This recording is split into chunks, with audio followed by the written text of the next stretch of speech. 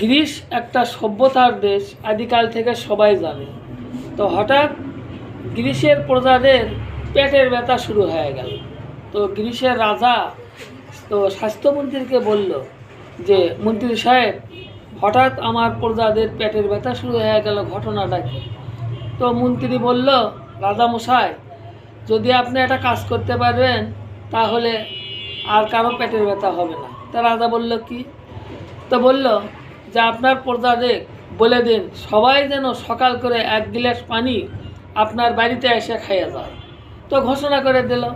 এখন প্রজারা প্রতিদিন সকালে আসে, 1 গ্লাস করে পানি খেয়ে যায়।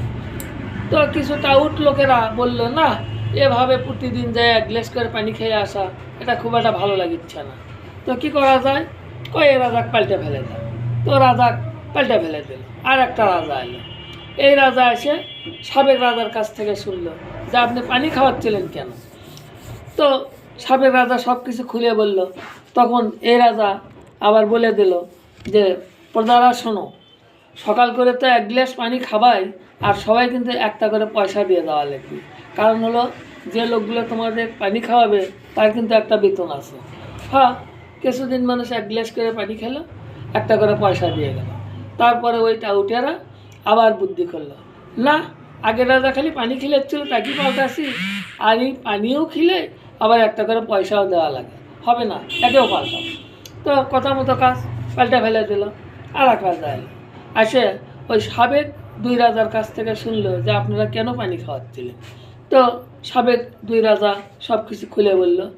তখন এই রাজা মনে করলো, এই প্রজারা তো এখন বিদ্রোহ হয়ে উঠছে, তো এখন দমন করে রাখা লাগবে। তো বলিচ্ছে যে, সকাল করে 1 গ্লাস পানি তো খাবাই, একটা করে পয়সাও দিবে, আর একটা করে বেতের বাড়ি খেয়ে যাওয়া লাগবে। তখন ওই বুদ্ধিমান লোকেরা আবার বসে অন্তর চিন্তা করলো যে কি করা যায়।